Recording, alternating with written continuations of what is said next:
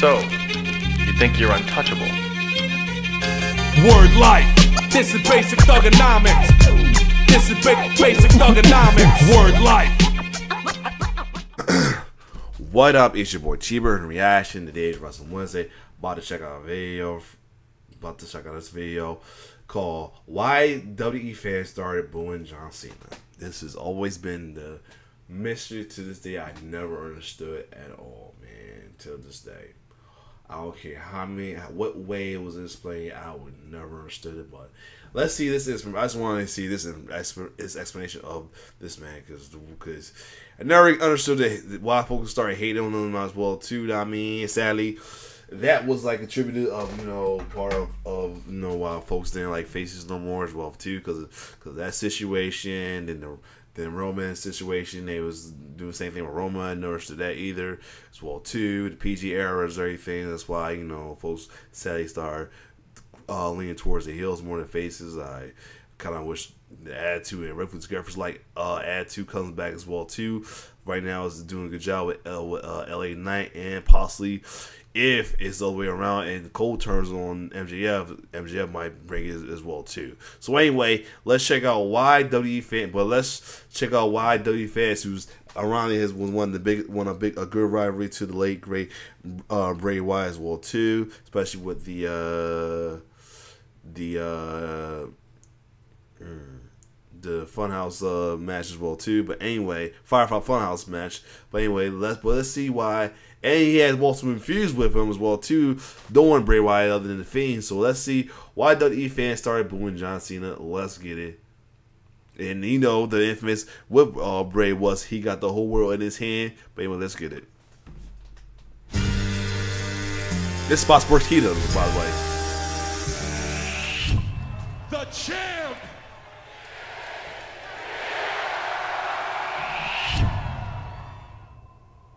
Some of the biggest names in WWE history since the 1980s have all been superhero babyfaces that connected with the masses, like Hulk Hogan, Stone Cold Steve Austin, The Rock, and John Cena. Thank you for clarifying that Stone Cold Steve Austin and The Rock was heroes. And the heroes as well too, man.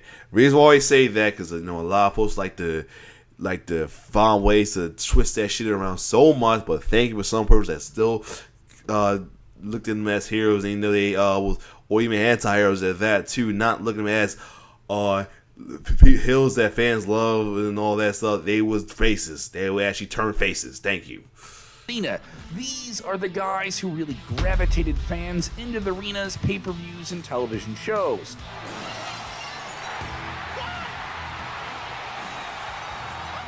But what Cena did in his career is something that the other men we mentioned didn't get to do. He stayed at the top of the business for nearly a decade. In his WWE Championship feud with Kurt Angle in 2005, right when he broke through and dominated WrestleMania, fans, or at least a vocal portion of adult men in the audience, began to turn on him. Yeah. Never understood that. Let's hear it. You see, Cena brought in younger fans and some women, and the high register "ooh" cheers started to clash with the more testosterone-driven male cheers. This set of a new audience started to clash with a traditional established one that WWE had coming out of the Attitude Era, and it began to polarize the fans, with John Cena being the divisive figure in between them. We all know about the whole "let's go Cena, Cena sucks" chants that prevailed for a good part of the decade. He might be accepted and loved as an all-time great in the hearts of fans for the most part now, but back then, it was why fans began to boo John Cena in the mid-2000s. And it should be said that Cena's rise to the top was completely organic. He was not someone simply just taken out of a gym and said, "You're going to be the next top guy." No, he worked from the independents all the way up to the top spot in the WWE. But he also faced challenges. In 2002, early in his WWE career, he was nearly let go for, quote, failing to live up to expectations. The WWE, they used to make a series of cuts around late November and around mid-May. I was told that I was going to be getting my release at Christmas cuts because it just wasn't working. And there was no argument there. It wasn't. They gave it to me on a silver platter. John Cena, ruthless aggression. Wow. I failed. I messed up. What saved Cena's career? Cena said that he was on a tour bus and did a freestyle rap with Rikishi and Rey Mysterio. WWE executive Stephanie McMahon, of all people, enjoyed it so much that she told him to incorporate it into his on-screen act. And becoming the Doctor of Thugonomics was what followed. That's right, a rapping, brash, hard with his words WWE superstar. Not many know that Stephanie essentially saved his career, whether she meant to or not. And WWE's top boss, Vince McMahon, will have certainly been glad that she did. The Doctor of Thugonomics gave him new life, rising to the top in the most organic way possible until it was time in early 2005 to put the WWE Championship on him at WrestleMania 21.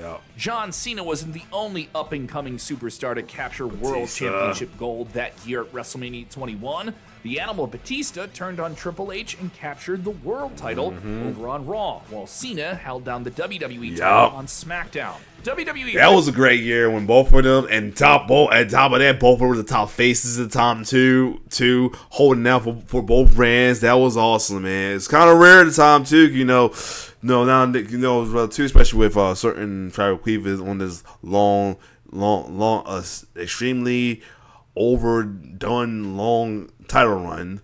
But yeah, it was a good year that year. Officials felt that Cena, who was younger and less injury-prone than Batista, was a better choice as the face of the company. According to Arn Anderson, a longtime wrestling legend and producer for WWE at the time, the fact that there was no negotiation issues with Cena was a big decision behind him being chosen to be the guy. He wasn't going anywhere. There were no negotiation issues with him. He was going to be there as long as they wanted him to be there, and he ended up being the face of the company, being a babyface and staying a babyface. Yes. Randy Orton's character took some trips back and forth. And Dave Batista would go on and do some other things in Hollywood. So, they decided on him. He was then moved over to Monday Night Raw while Batista became the face of SmackDown. And in hindsight, that turned out to be the right decision. But you wouldn't have known that because then there were those rumblings of fans' discontent with this whole Cena at the top thing. During his lead up to SummerSlam that year, a feud with Chris Jericho on Raw, a Chris Jericho that was heading out the door of WWE, things started to feel different. Once he began a rivalry with Olympic gold medalist Kurt Angle, Cena was not so well respected by the hardcore fans. Despite being a heel, the tides began to turn somehow with those very vocal fans for a very mean and not good guy at the time, Kurt Angle. When this bizarre world nonsense began. Suddenly, there was a vocal part of the fan base booing Cena when it became clear that he was, as they saw, the corporate handpicked champion. The issue that many criticized him for was a lack of progress in his character or even his wrestling abilities, which in retrospect seems like a really Swiss cheese argument. There's a lot of holes there. But as the years passed, it became clear that they were far more issues than just that. Even leading up to the beginning of the PG era, where WWE took a more family-friendly approach, being more inclusive to all demographics of the family. Are you ready for this Sunday night when WWE Hold up, they got an anime version of that Franco? I gotta watch it. Cena became quickly overexposed. The LOL Cena wins meme began to go around the internet wrestling circles, which mainly was those hardcore male 18 to 34-year-old fans, and they took exception to a lot of different things that hit with the other portions of the WWE audience. The divisions grew, as it seemed like even if there was a fan favorite going up against the fan sort of favorite in John Cena, they still had a tough time. Example, with John Cena taking on Triple H at WrestleMania 22 in Chicago. Half the fans were for Cena, and the other half were just against him and by default for Triple H. It became a little bit easier though when the tones were completely different. The white hat babyface hero was Cena going up against the dark hat sleaziness of Edge. who captured the Money in the Bank briefcase and was able to get the title off of John Cena. Yes, he had a bad guy who was equal to him as a held up to a pedestal good guy. You may remember the words being shoved down our throats a lot for Roman Reigns a few years back before the whole tribal chief thing. Yeah, I felt bad for that guy. I felt bad for that guy for sure, but fuck the tribal chief, man. But this was quite clearly happening with Cena in the mid-2000s too. There seemed to be the sentiment that he didn't need to win every single feud every single time, but there was a pattern that emerged during this over years as a top star, making a large portion of the fans sick and tired of him. But on the flip side, WWE was beginning to embrace the polarizing personality that Cena had. It was undeniable. Some people loved him, they were kids, they were younger, and the older fans had their favorites. But still, WWE was packing them in. So what's the problem? Embrace it and create something from it. Once WWE pulled the trigger on ending the Ruthless Aggression era and diving deep into what would be the PG times, there was no better superstar to lead the way. His merchandise sales were booming, and an increasing number of Make-A-Wish kids were endeared to Cena forever. This put WWE in a conundrum because his global popularity and appeal forced WWE's top brass to pull the plug on plans to turn him into a villain with his feud with The Rock in 2012. Though Cena did dip into some bad guy territory, like the time he called out The Rock for writing his lines on his wrist. Just like I don't need my notes for my promo on my wrist. Yeah, I remember that.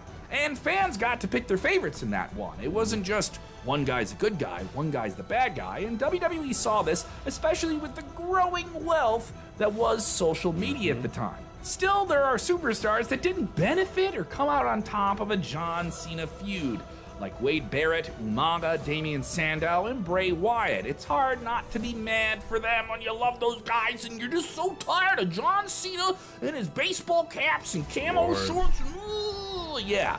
Through the years, though, John Cena made a generation of fans get behind him.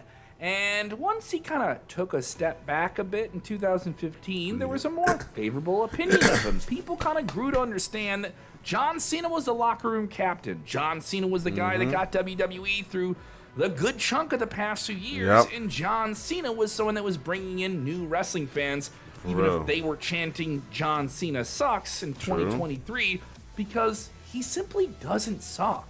There are a few reasons why the same people who booed Cena eventually warmed up to him. For one, when he left to become a relatively feature performer in 2015, he was coming off one of the most memorable runs of his career. One that was built on bringing people up to his level with the United States Open Challenge. One where he was that Open Challenge made folks a big fan of him again. Like he put people on though. There was good guys such as Sami Zayn, Xavier Woods, and who was the other one they showed? It was Sami Zayn. Who else they showed? And as well as in Pac, it was bad guys like KO at the time. Yeah, he was putting folks on. Offering a big title match to any type of superstar Even with Big a E. growing depth roster of WWE at the time. It was also a time when fans were vehemently booing Roman Reigns and maybe sliding back into, hey, I grew into John Cena, but I don't like this Roman Reigns guy. It was almost like the whole cycle was repeating itself with the difference between generations in fandom. Roman Reigns couldn't be the new John Cena. He just needed to be Roman Reigns, and WWE wanted to kind of copy the same blueprint, or at least that's the way it came off to some people. When making comparisons between Reigns and Cena, it was evident that not only did John Cena have that organic, natural rise to the top, even though some people had an issue with it, he was actually a good wrestler. He had great matches and an undeniable impact on the community that was well positive beyond just being a wrestling hero, but being a legitimate hero to people who needed to find wrestling to get through tough times. Despite being criticized for being a cookie-cutter corporate champion, yeah, that got played out. The arguments against Cena eroded as his character, his wealth of knowledge, and his impact on positively progressing WWE shined through. He was a good person and a great wrestler. He has a record-breaking 650 Make-A-Wish appearances. Just imagine being in his position, going out of your way to meet children in need with terminal illnesses. Roman Reigns in the mid-2010s was in an unfortunate position at the wrong time. With the benefit of hindsight, we know that it was never really his fault for being the shoved down the throats of fans type guy. Thankfully, they took a different route with him, and we got the Tribal Chief run, becoming the Darth Vader of WWE, a villain that some can boo, and a villain that some can cheer. WWE understands people can pick their favorites, but you can still tell the story. This always begs the question, would it have worked out if John Cena did turn heel? If he did become a bad guy? The true answer is we simply don't know, and do we need to know? No, we don't. Hulk Hogan's heel run in the mid-90s with WCW worked so well that some people think it launched the biggest successful period of the biggest non-WWE company at the time. Roman Reigns in 2020, in a very, very dark, challenging period for everyone with the pandemic, turning to the Tribal Chief was another evolution that, in retrospect, was certainly the right call. Maybe Cena making the change to a bad guy could have launched a completely different era of WWE, but we'll never know. And the people that wanted that heel turn were the ones who were chanting, "Cena sucks," with me in 2006 at WrestleMania 22. Those same fans tuned in or tuned out if bad guy Cena was on their TV? We just don't know. Here's what we do know for certain in retrospect now, with John Cena as the top guy for a majority of the last 20 years in WWE. From a financial and business perspective, it's hard not to understand why Vince McMahon and WWE's top-level executives felt that turning John Cena was a bad idea. In his mind, John Cena is one of the greatest baby faces that WWE has ever marketed to a mass audience. Indeed. And that audience loved themselves some John Cena. Yes, indeed. Were you on team Let's Go Cena? I was on team Let's Go Cena. You know, I'm all for the baby faces, you know what I'm saying? You know, folks are, try to make it seem like something wrong with being a face, or like wants me to for the hill so bad. I'm not sure why. But anyway, other than that, this was good video to watch as well too, though. If you like my reaction, like, share, subscribe to my YouTube channel. Once again, RIP to Terry Funk and Bray Wyatt. It's your boy T-Bird signing off. One love.